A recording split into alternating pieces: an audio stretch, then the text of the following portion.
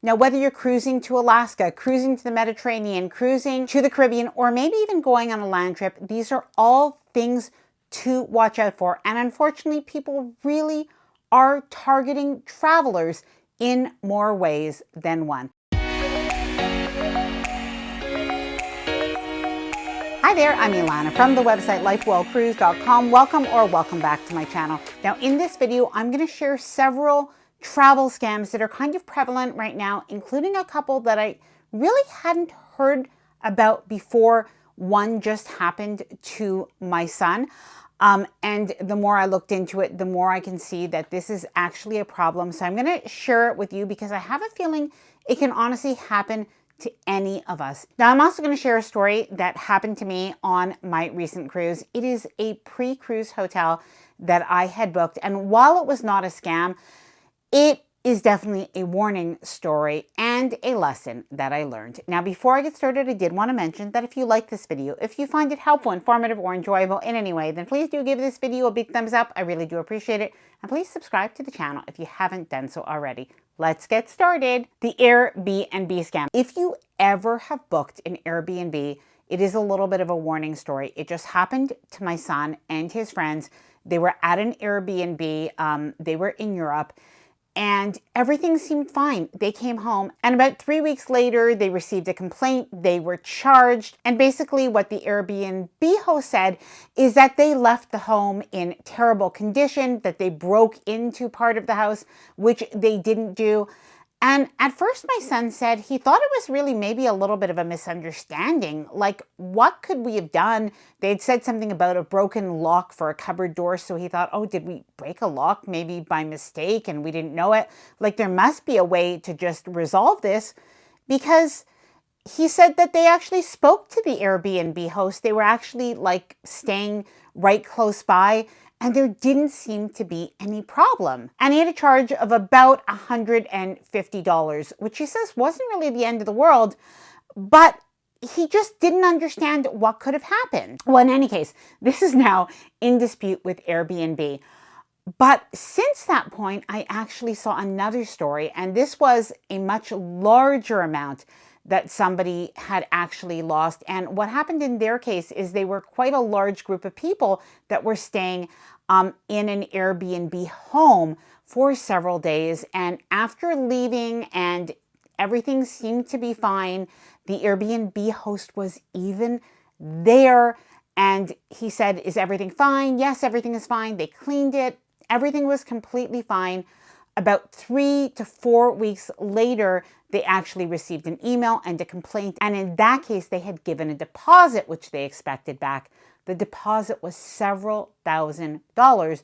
And because of all of the different complaints of how they left the home, which they dispute and say they never did leave it in poor condition, the Airbnb host was refusing to give back that several $1,000s that was given to them as a deposit in good faith. Now, in this case, it seems like he did realize at that point, there is a scam going on where some Airbnb hosts are actually, after the fact, trying to recoup some money, saying that the home was left in poor condition. And I've actually heard of this before, but until it really happened to my son, I didn't realize that perhaps it was a more prevalent problem. So here are a couple of things that I found out since then that you could do if you are staying at an Airbnb just to protect yourself.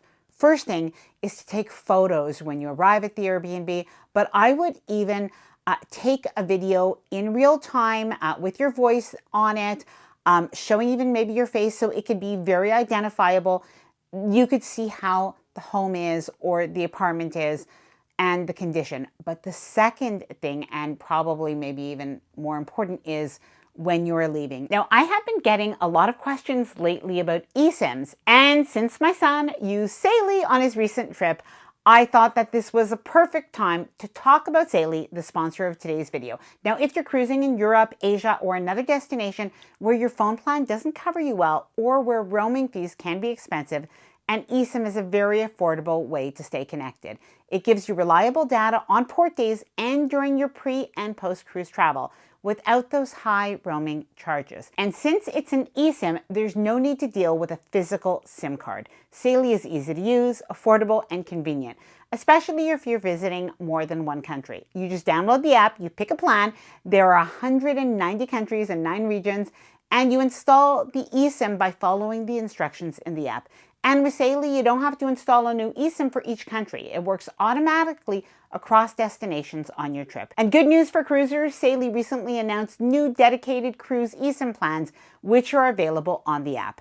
Saely is also backed by Nord Security with features like web protection, ad blocking, and virtual location tools for added privacy. Now, I do have an awesome discount code for 15% off Saely data plans. Use LifeWellCruised at checkout. I'll leave my exclusive link in the description below the video and in a pinned comment. The free cruise scam by text. Now, you've probably heard, if you've watched some of these videos before, that what some people have gotten is sometimes a postcard in the mail that said you won a free cruise and you just have to call this number. And there usually is a catch. Sometimes it was a timeshare presentation. Or you might get a phone call or a fax. I remember years ago being at work and we would receive faxes that showed that you won a free cruise. And these were always scams. You had to pay the port fees and the taxes. And once you got through with that, it was more expensive than the 3-day cruise to begin with. Well, now what is happening is that people are getting text messages, they're reporting, of a message that says you won a free cruise. However, the same thing. When you call that number, because it's by number, they say, you know what, you won a free cruise. In this case, it was Margaritaville at Sea, but this is not actually Margaritaville at Sea that is doing this. So this is a scammer.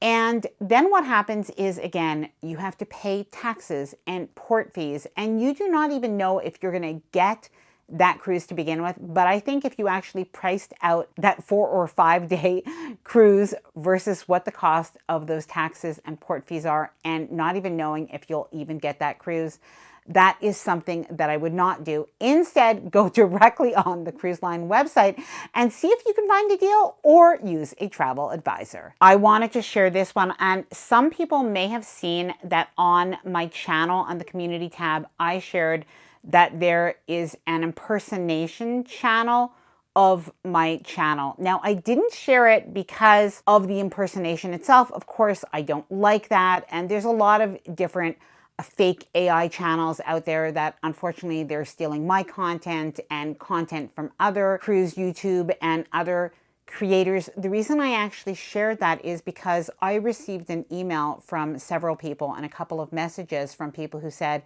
that they were having what they thought were private chats with me. And while I'd love to be able to talk to everybody, you know, I'm not able to do that all the time. But the one thing that I won't do is ever ask you for money or suggest a way that you can invest. I'm not an investment channel.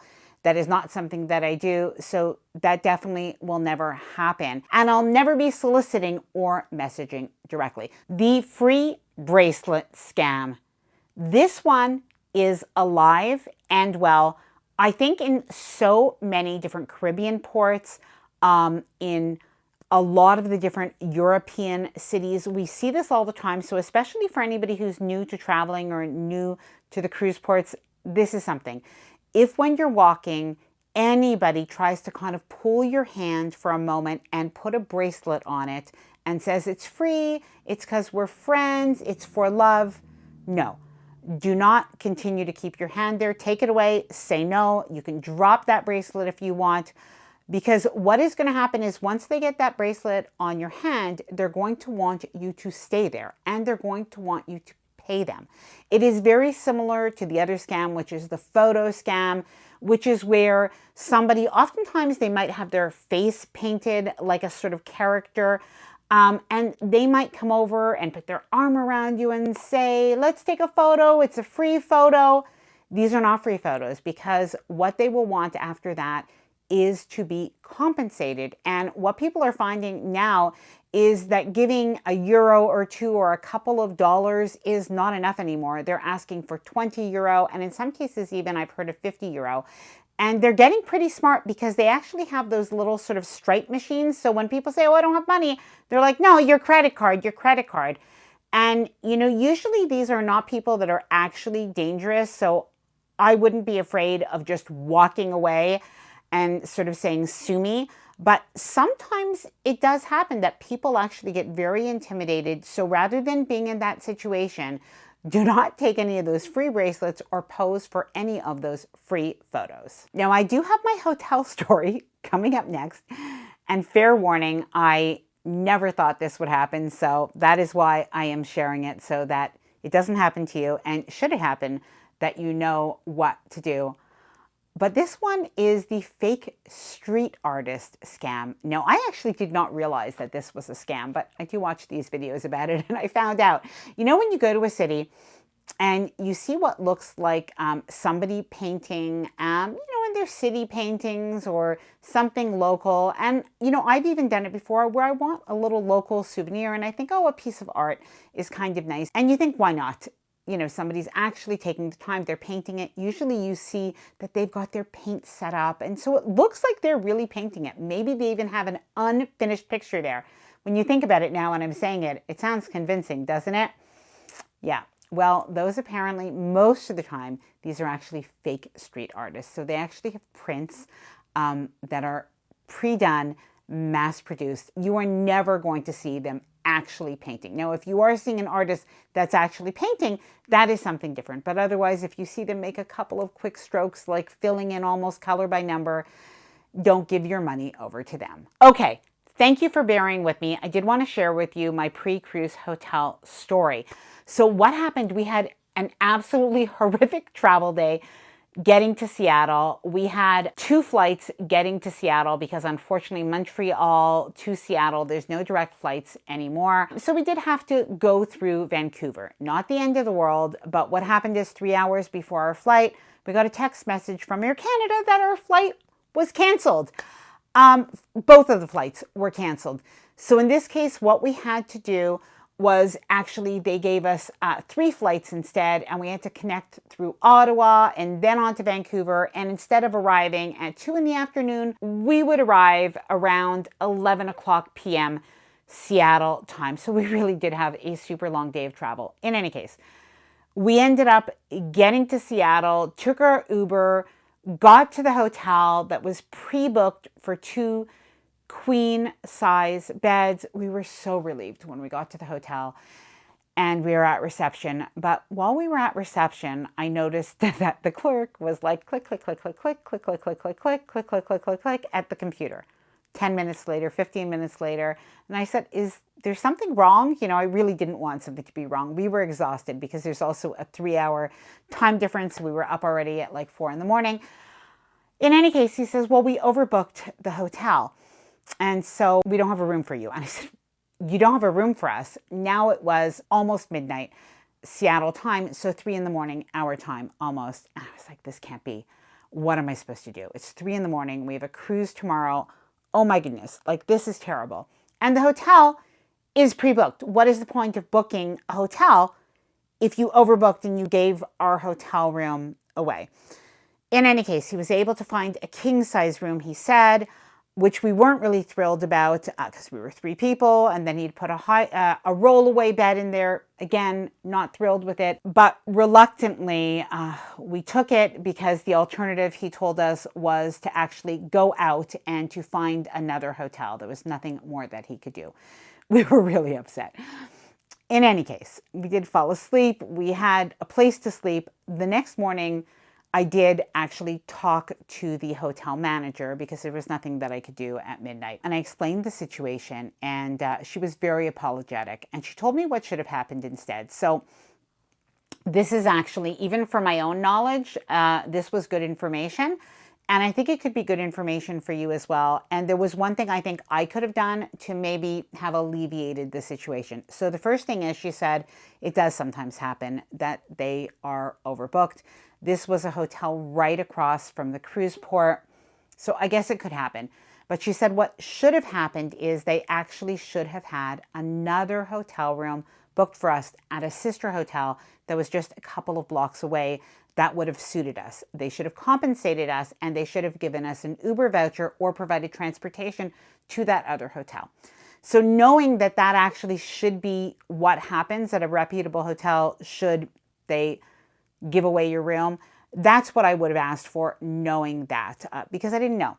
But the other thing that I think that I could have done, I didn't need to have done it, but I think I could have done it, is when I realized that we would be arriving at the hotel probably close to midnight, is I think what I should have done is called the hotel directly and just to let them know that we had a little bit of a change in plans, that we are going to be in very late, but to note that we are going to be arriving. In any case, that is my hotel story.